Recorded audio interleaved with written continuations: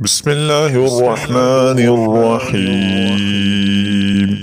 السلام علیکم۔ روح کیسے اور کن مراحل سے گزر کر نکلتی ہے؟ اصل زندگی صرف اس دنیا تک محدود نہیں ہے، اصل زندگی اس وقت شروع ہوتی ہے جب روح اس جسم سے رخصتی کا سفر شروع کرتی ہے۔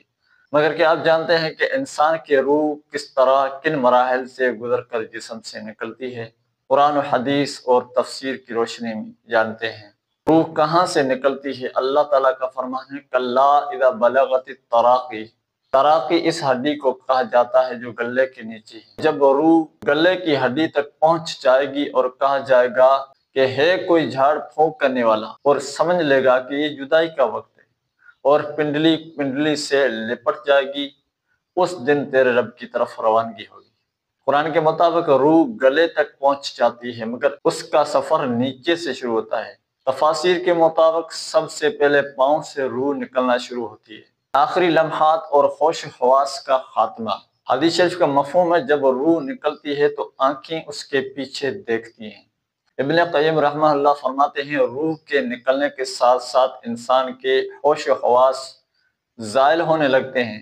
جسم کے تمام اعضاء کا تعلق روح سے ہے، اور جیسے جیسے روح اوپر جاتی ہے جسم کے حصے بے جان ہوتے جاتے ہیں۔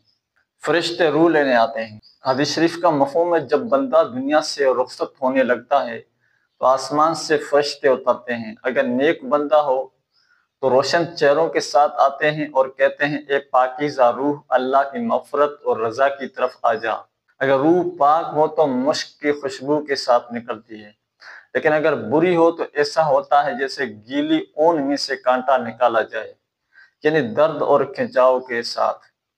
روح کا جسم سے مکمل الگ ہونا، یہ وہ وقت ہوتا ہے جب زندگی کی ساری طاقتیں ساتھ چھوڑ دیتی ہیں۔ انسان خاموش ہوتا ہے مگر دل تیز دھڑک رہا ہوتا ہے۔